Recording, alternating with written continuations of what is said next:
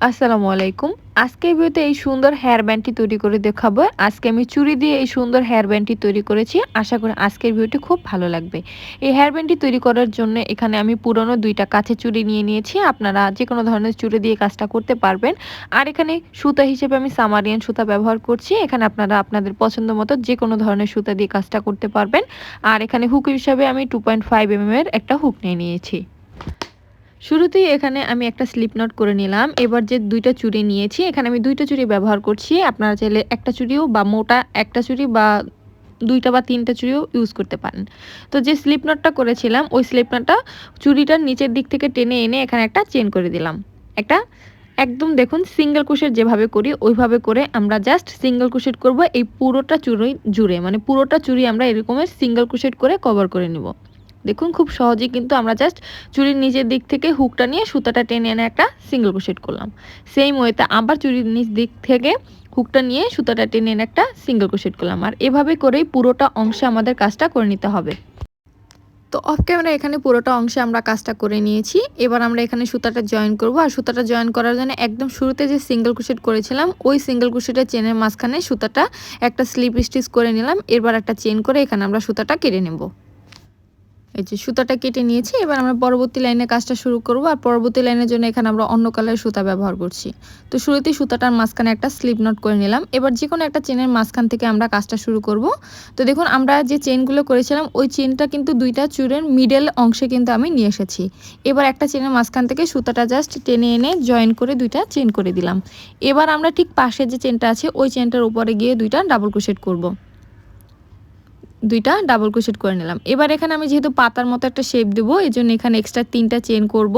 3টা চেন করে একদম প্রথম যে চেনটা আছে ওই চেনটার মাঝখানে গিয়ে সুতাটা একটা স্লিপ স্টিচ করে দেবো। আর এতে করে কিন্তু আমাদের পাতার যে শেপটা আছে ওই শেপটা চলে আসবে। এরপর ওই একই ঘরের মাঝখানে আমি আবার 2টা ডাবল ক্রোশেট করছি। আপনারা যদি পাতার শেপ না করতে চান তাহলে জাস্ট একটা চেনের মাঝখানে 3টা ডাবল ক্রোশেট করে নেবেন। তো দেখুন আমি টোটাল আবার ওই একই ঘরে 2টা ডাবল ক্রোশেট করলাম। এবার আবার 2টা এক্সট্রা চেন করব। এক্সট্রা চেন করে ঠিক পাশে যে চেনটা আছে ওই চেনটার মাঝখানে সুতাটা একটা সিঙ্গেল ক্রোশেট করে আমরা জয়েন করে নিব। এই যে দেখুন সিঙ্গেল ক্রোশেট করে সুতাটা জয়েন করলাম। একটা পাতা কিন্তু এখানে হয়ে গেল। এবার ঠিক পাশে যে চেনটা আছে ওই চেনটার মাঝখানে একটা সিঙ্গেল ক্রোশেট করব। এই যে ঠিক পাশে যে চেনটা আছে ওই চেনটার মাঝখানে আবার একটা সিঙ্গেল ক্রোশেট করলাম। এরপর আবার এখানে 2টা চেন করব। 2টা চেন করে আবার পরবর্তী যে চেনটা আছে ওই চেনটার উপরে গিয়ে আবার 2টা ডাবল ক্রোশেট করব। 2টা ডাবল ক্রোশেট করলাম। এরপর পাতা শেপটা দেওয়ার জন্য 3টা এক্সট্রা চেন করব। 3টা এক্সট্রা চেন করে একদম প্রথম যে চেনটা আছে ওই চেনটার উপরে সুতাটা একটা স্লিপ স্টিচ করে দেব। এরপর ওই একই ঘরের মাঝখানে আমরা আবার 2টা ডাবল ক্রোশেট করে নেব। তাহলে কিন্তু আমাদের যে পাতাটা আছে এই পাতাটা হয়ে যাবে। এই যে আবার 2টা ডাবল ক্রোশেট করলাম। এবার আবার 2টা এক্সট্রা চেন করব। এক্সট্রা চেন করে ঠিক পাশে যে চেনটা আছে ওই চেনটার মাঝখানে সুতাটা একটা সিঙ্গেল ক্রোশেট করে জয়েন করে নেব। আর এক্সট্রা যে সুতাটা আছে এই সুতাটা কিন্তু আমরা যে কাজটা করছি এই কাজের মাঝখানেই নিয়ে নেব। তাহলে কিন্তু এক্সট্রা করে আর হাইড করতে হবে না।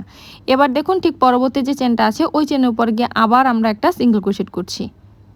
মানে প্রত্যেকটা পাতার মাঝখানে কিন্তু একটা সিঙ্গেল ক্রোশেটের ঘর থাকবে। এই যে দেখুন আবার সিঙ্গেল ক্রোশেট করে নিলাম। এবার এখান থেকে আবার 2টা চেন করে ঠিক সেমভাবে আবার পাতা তৈরি করে নেব। আর এভাবে করে পুরোটা অংশে আমাদের পাতাগুলো তৈরি করে নিতে হবে। এখানে পুরোটা অংশে দেখুন আমি পাতাগুলো তৈরি করে নিয়েছি। এবার লাস্টের জয়েনিংটা দেখিয়ে দিচ্ছি।